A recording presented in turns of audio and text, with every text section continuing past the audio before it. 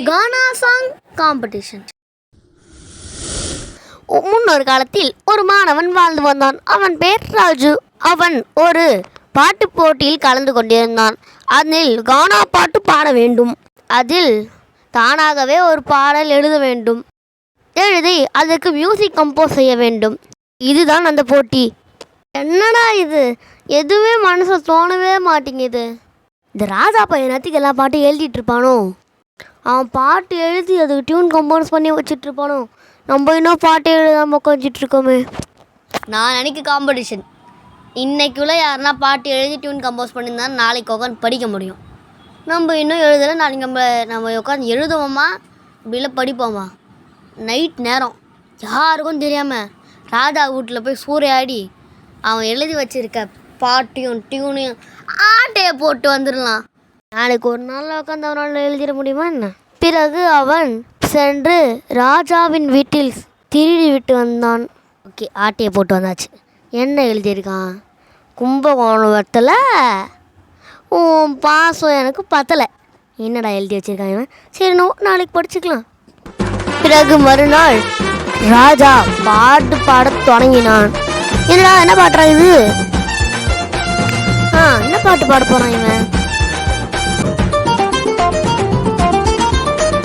ஏ கும்பலாக சுத்துவோம் நாங்க, ஐயோ எம்மனு கத்துவோம். கத்துறான்னு கேட்டா உன்னை வாயிலேயே குத்துவோம். ஏ கும்பலாக சுத்துவோம் நாங்க, ஐயோ எம்மனு கத்துவோம். கத்துறான்னு கேட்டா உன்னை வாயிலேயே குத்துவோம். எங்க புள்ளிங்க எல்லாம் பயங்கரம், எங்களை பார்த்து தமிழ் மயங்க ஓய்ந்துரும். உண்மைங்க நைந்தராம கூட ஓய்ந்துரும். இப்ப புது நடிகை கீர்த்தி சுரேஷும் சேர்ந்து ஓய்ந்துரும். என்னடா இது, நம்ம ஆட்டையை போட்ட பாடுற டியூன் மாதிரி இந்த டியூனும் இருக்கு. நல்லாவே பாடுறான்ப்பா.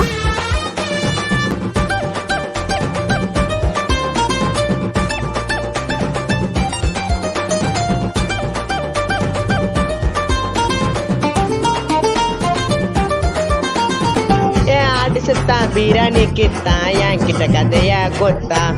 அவன் ட்ரெயின் ரோட்டில் வேர்க்கலை வித்தான். அது 2 படி பத்தான், அது 2 படி பத்தான். நட்புனா உண்மை பாசங்க, பண்ண மாட்ட மோசங்க. என் நண்பனை தொட்டா அவன் நாசங்க. ரா ரா ரா சம்பேத்தானு ஃப்ரெண்டு கூட கலச்சிக்கின்னு சுத்தின நானும். ரா ரா ரா சம்பேத்தானு ஃப்ரெண்டு கூட ஜாலியாக சுத்தின நானும். கும்பலாக சுத்துவோம் நாங்க, ஐயோ எம்மனு கத்துவோம். கத்திரான்னு கேட்டா உன்னை வாயிலேயே குத்துவோம். கத்திரான்னு கேட்டா உன்னை தொண்டையிலேயே குத்துவோம்.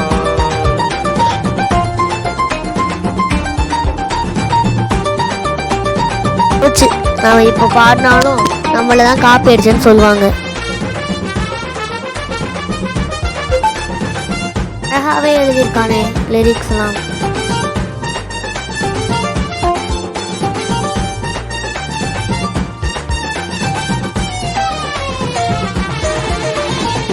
ஒரு சிக்கன் ரைஸை வாங்கி வச்சுப்போம், 1/2 பிரிச்சுப்போம். இதுக்கு ஆடு கொடுத்த ஒரே லைஃபுங்க, என் நண்ப மச்சான் டைப்புங்க. நான் மாமான்னு சொன்னா என்ன மச்சான்னு சொன்னான்.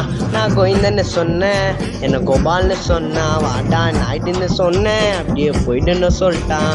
என் மச்சா சொஜாலாம் லோக்கல் வார்த்தை. வாடா மச்சானே ஆசையா கையத்தான் கொத்த. என் மச்சா சொஜாலாம் லோக்கல் வார்த்தை.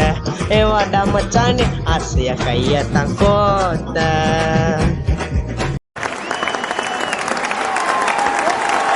தம்பி, நீ ரொம்ப எக்ஸலண்ட்டாக பாடுற, செம்மையாக பாடுற, சூப்பராக பாடுற, கிரேட்டாக பாடுற, வேறு லெவலில் பாடுற.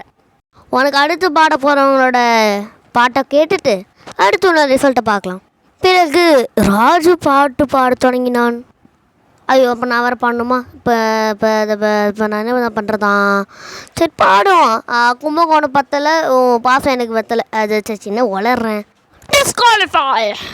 என்ன பாட சொன்னால் என்ன வேத அது தூ அப்படின்னு இருக்க. பாட்டுனா அது எப்படி இருக்கணும் தெரியுமா? அழகாக பாடணும். அதை விட்டு அங்கே எல்லாம் பாடுன்னா நீ பாட்டு வளரிட்டு இருக்க. உடனே யார் காம்படிஷன் கூப்பிட்டா? கிளம்பு. ஓகே, அவன் டிஸ்குவாலிஃபைனால யார் வின்னரு? நீ தான்.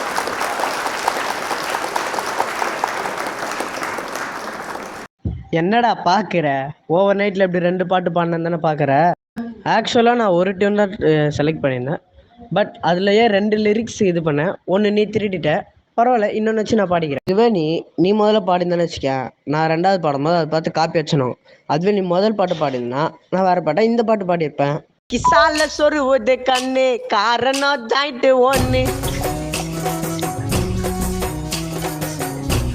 அப்பால வள்ளி சண்டா பாங்க பிடி இருந்தா குத்துட்டு போங்க.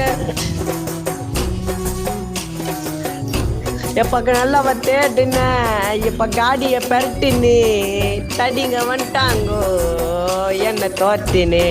ஆமரு நாலு டம்மு வாங்க மூஞ்சி கையில இல்ல, தூக்கின்னு வந்த நோக்கியா செல்ல சரதம்ம மெட்ரு. இப்போ புரியுதா குழந்தைகளே? எப்போவுமே நம்ம குறுக்கு வழியை தேர்ந்தெடுத்துக்க கூடாது, நல்ல வழியில் தான் போக வேண்டும். இந்த கதை உங்களுக்கு பிடிச்சிருந்துன்னா லைக் பண்ணுங்க, ஷேர் பண்ணுங்க, கமெண்ட் பண்ணுங்க. மறக்காம வாழ்வின் கதைகள் சேனலுக்கு சப்ஸ்கிரைப் பண்ணுங்க. அப்புறம் பக்கத்தில் இருக்க பெல் ஐக்கனை மறக்காம கிளிக் பண்ணுங்க.